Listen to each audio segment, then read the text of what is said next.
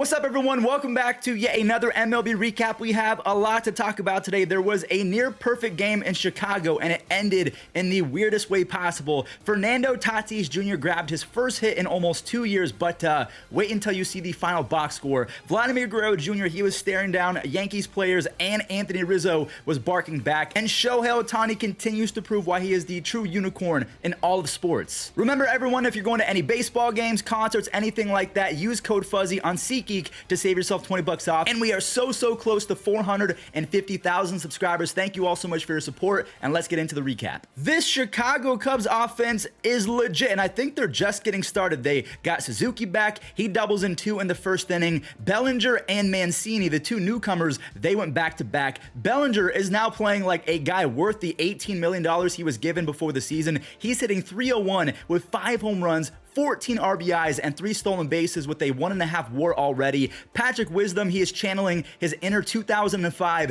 Derek Lee. I miss Derek Lee, by the way. That guy raked. Wisdom, he's tied yet again with Pete Alonso at 9 home runs. He also has 18 RBIs. Trey had a big day with 3 RBIs, and Nico Horner, he led everyone with 4 RBIs on the day after that 3-run blast. He's hitting .365 with 9 stolen bases, has a 5 FWAR over his last 154 games. Drew Smyly took that huge lead and turned his stuff up a notch, simply because he could afford to. If he gave up a few runs, who cares? They were up by 1 million, and it worked for 7 innings. That is 7 perfect frames, and you gotta be kidding me. That's how it ends. Yan Gomes went full Leroy Jenkins on his own pitcher. 1 hit, 10 strikeouts is still insane for Drew Smyly. The Cubs come away with a statement game. So you know how I said that Patrick Wisdom is tied for first place in home runs? Well, I lied, because I knew that Big Meat Pete, or I guess stop saying that, Polar Bear Pete, he has 10 home runs, which is #1 in baseball. I mean, he looks lean and mean. He said he lost a bunch of weight in the offseason because he started every morning by sprinting 2 miles as fast as he physically could. Sounds like something Pete Alonso would do, but hey, it's working. I almost did a double take when making the script because I said out loud, Joey Lucchese's back? This guy was supposed to be the next Chris Sale or a nasty lefty like that. Kind of fizzled out. He's coming back from injury though, and man, he looked really good. 9 strikeouts over 7 shutout innings, just 4 hits on the day. Pete Alonso is relentless. His 23 RBIs are now 2 ahead of Yordan Alvarez for first place. Yordan, he's going to have an answer for that later on in the video. The Mets are cruising after that shaky start to the season. They are now 14-7. This is without Justin Verlander. This is with Carlos Carrasco being terrible. So the Mets, they're firing on all cylinders, and they're only going to get better. Raise your hand if you knew that Mark Mathias was on the Pirates. Now, I guess he was traded back on March 11th of last month. I had no idea. He had 5 home runs and a 160 OPS plus in 24 games for the Rangers, so I just assumed that he was still there. Anyways, he brought home 2 on a double. Mitch Keller was able to keep his composure after giving up 2 runs in the 5th inning. He got through 6 on just 1 walk. He struck out 5, and he gets the W. Pittsburgh, they got some help from Cincy's defense, and then another one on a Carlos Santana RBI double in the 7th. By the way, Silos, Mr. Carlos Santana has 9 extra base hits and 12 RBIs on the year. David Bednar collects his 7th save. He has been a monster, a 2.28 ERA since 2021. But the real story is Pittsburgh is #1 in baseball in quality starts with 13. A quality start is a pitcher going 6 innings with 3 earned runs or fewer. That's amazing. The Pirates are 14-7. The Rays and the White Sox, Josh Lowe is making a lot of people a lot of money, including me, because I bought his cards when they were at an all-time low, but I always knew that his talent was high. You guys like that line? He's hitting .373 with 4 home runs, 15 RBIs, and 4 stolen bases in 15 games. Hard-hitting Harold Ramirez, he's also hitting .373 with 4 home runs. Over his last 135, he's hitting .308 with a near 130 OPS plus, so that's bananas. He's not going anywhere anytime soon. Chicago, they actually slugged their way back into this one. Eloy popped off for his first home run of the year. He's back and healthy. The score ends up 7-5 going into the 9th. The Rays, they've shown all year that they do not give up. Borderline scary how easy they make it look.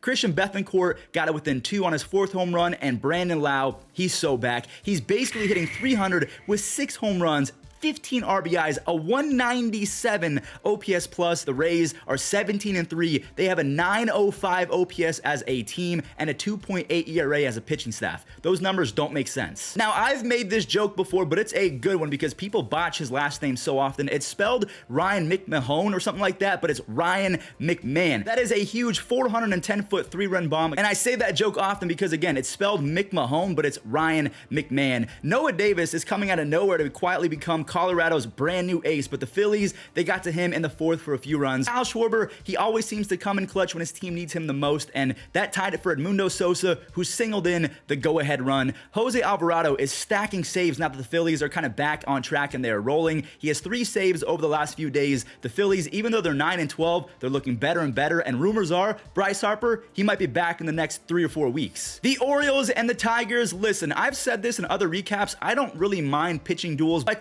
me like home runs, me like scoring. I'm very barbaric in my mindset. I want to see baseballs crushed and deleted from existence, but shout out to Michael Lorenzen and Tyler Wells. They were both very impressive. Lorenzen went 5 shutout on 68 pitches, but he was taken out after that. Tyler Wells, he went 7 scoreless with 5 punchies, and he got rewarded by his offense. Austin Hayes, he blasted off. I had no idea, but Hayes is hitting .324 with 4 taters. He has 41 doubles and 20 home runs over his last 164 games. Now, unfortunately, Tyler Wells had his win stolen by Felix Bautista because he allowed the 2027 AL MVP favorite Akil Baddoo to single and then steal second base all within the span of like 15 seconds. He got into scoring position for Javier Baez, and Javi tied it up. Okay, I'm selfish. I just wanted to show off the bad man. Okay. It ultimately meant nothing because Baltimore, they walked it off in the next frame. Baltimore, they are 17th in team ERA, but they're top 10 in both runs scored and OPS. So they're 12-7. It's going to be interesting to see what they do with their prospects. Are they going to offload them for pitching depth? Maybe. Blue Jays and the Yankees. Ooh, tempers flared later in this one, but we'll get to that in just a second. There's an old 1990s movie called King of New York, and it stars Christopher Walken, but maybe it should actually be Vladimir Guerrero Jr. because this kid owns New York and the Yankees. In 32 games, Vladimir Guerrero Jr. has 11 home runs and a .955 OPS in Yankee Stadium. He would break records if he was a Yankee full-time, but he and his family apparently hate the Yankees, and he'll never play for them, according to what Vladdy said after the game. Anyways, Yusei Kikuchi, his resurgence makes me very happy simply because he's just a nice guy, and I basically rid him off because he was terrible the last few seasons. Brandon Belt hit a 2-run home run in the 6th inning to put Yusei up by 3. Yusei kept on shredding, 4 hits over 6 innings. He's still fine-tuning his mechanics, so I think he's going to get better. Now, things did get a little bit spicy after Weissert plunked Vladimir Guerrero Jr. Vladdy stared back into the guy's soul for a good 20 or 30 seconds, and Rizzo was not having that. He stepped up for his teammate, and he was basically saying, Vladdy, that was a clear mistake. It was an accident. Greg Weissert is basically fighting for a spot on the team, fighting for his life. His team is down by 5. That was a 100% accident. Jays win a huge game, in my opinion, as they tied up in the standings. Both teams are 12-8, but again, the story of yesterday is that Vladimir Guerrero Jr. owns the Yankees, but he said he'll never play for them because after the game, he reaffirmed that it goes deep. It is personal between his family and New York. I don't know what happened, but yeah, there's the story. The Astros and the Braves. Bregman's double in the first seemed to have ticked off the Braves offense because they immediately answered with a flurry of runs. Austin Riley had an RBI double of his own. Albies is hitting .304 with 10 RBIs over his last 6 games. And Vaughn Grissom, he finished it off with an RBI single. Now, that was it for the next 2 hours. Bryce Elder, he was a man on a mission. He struck out 6 Astros with just 1 walk over 6 amazing innings. Since his debut last year, he has a stupid 2.5 ERA over his first 80 innings. That's really good. The Braves are yet again working their sorcery for their pitchers. Just the sorcery and the magic ran out because the 39-year-old 3-time Atlanta Brave, Jesse Chavez, he imploded. Jake Myers and Mauricio Dubon, they tie it up. Dubon is hitting .343 in 16 games. A quick little shout out to him. This game ended as a tie because both teams, they got hungry. They left the field. Psych! Just kidding. Yordan blasted off for his 5th home run of the year. He is tied with Pete Alonso with 23 RBIs. Over his last 153 games, Yordan has a .301 batting average with 42 home runs and 120 RBI. He's the modern day Carlos Delgado or Travis Hafner, just an unfair combination of talent and freakish genetics. The Angels and the Royals, 2 men won this entire game for the Halos. We know that Shohei had to be one of those guys, and the other was a dude named Chad Wallach. Now, I'm going to use his last name as a verb because he wallached that pitch for a monster 425-foot 2-run bomb. And Ohtani, he took over from there. 7 innings, no runs, 11 strikeouts. Ohtani has 4 home runs and a 130 OPS plus in the batter's box and a stupid 0.64 ERA with 38 strikeouts in 28 innings. Since last season, he has a combined 2.09 ERA with 257 strikeouts and 190 innings, and he has 38 home runs and a 145 OPS plus in the batter's box. He is the greatest human to ever play baseball. The debate is over. I know it was against the Royals, but he's been doing it for so long, it's over. He's the guy.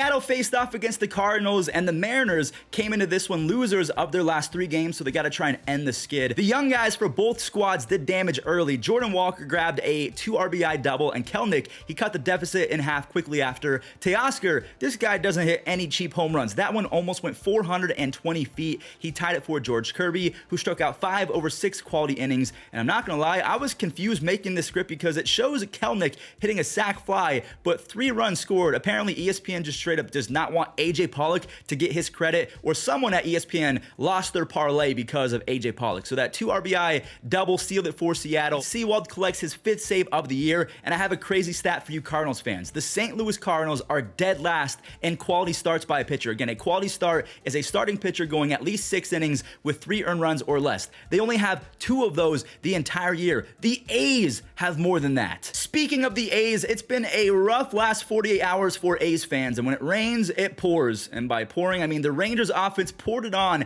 in the first. This Jonah Heim guy is turning into a stud right before our very own eyes. He's been doing it since last year. A .313 batting average, 4 home runs, 14 RBIs from a switch-hitting catcher who plays elite defense. That is crazy. All of that came off of J.P. Sears, who went on a tear after that. The A's scored 2 in the 5th on a Tony Kemp home run and a wild pitch from John Gray. Esteury Ruiz, a game-tying RBI single in the 6th. And J.P. Sears turned on the Modern Warfare 2 aimbots. He struck out 11 over 6, did not allow a single run to score after that first inning nightmare. Now, he doesn't get the W, but Oakland, they do win it. Jordan Diaz, he came in for a pinch hit opportunity, and wow, did he make his first career home run count. Familia, he closes it out, and looky there, there's a W for the A's over a division rival team, the Rangers. So I would say Drew Smyly was the best pitcher in baseball yesterday, followed by Shohei Ohtani and this guy right here, Zach Gallen. We'll talk about him more in just a second. Gallen, he was masterful, but he got some help from Gabriel Moreno and Ketel Marte with some runs in the 4th and the 5th, but all he needed was 1.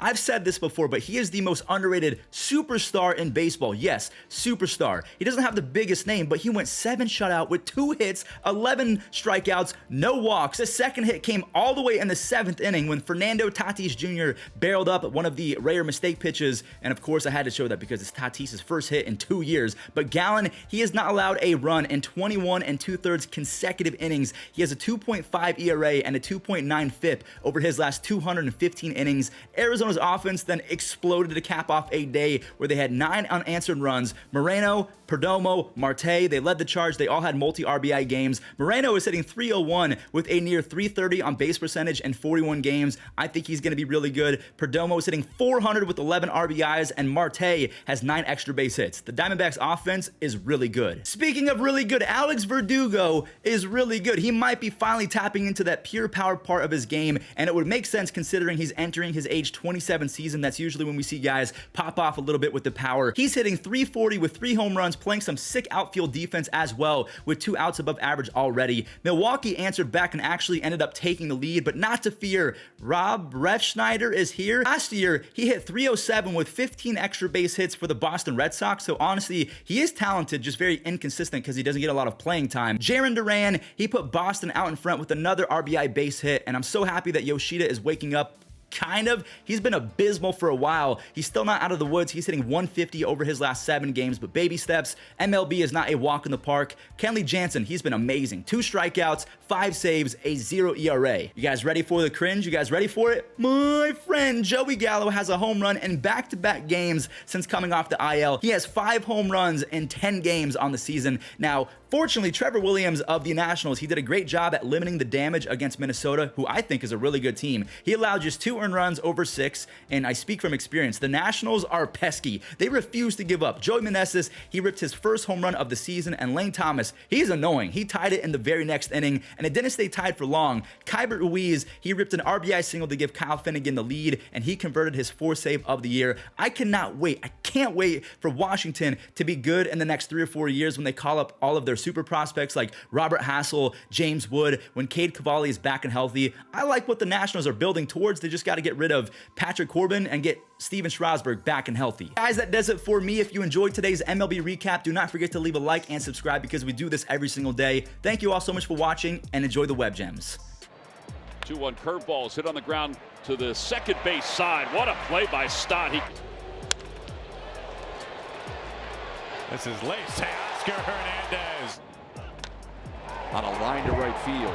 Carpenter with a sliding grab. Soft fly ball. Pilar diving and catching. He's still got it. I mean, the human crash test dummy. Grounded through. Windmill on. They'll test Friedel from medium left. His throw to the plate. A good one on the hop. 0-2. And this is in the air to deep left. A lot of wind. Diving catch. Good play by Jurickson.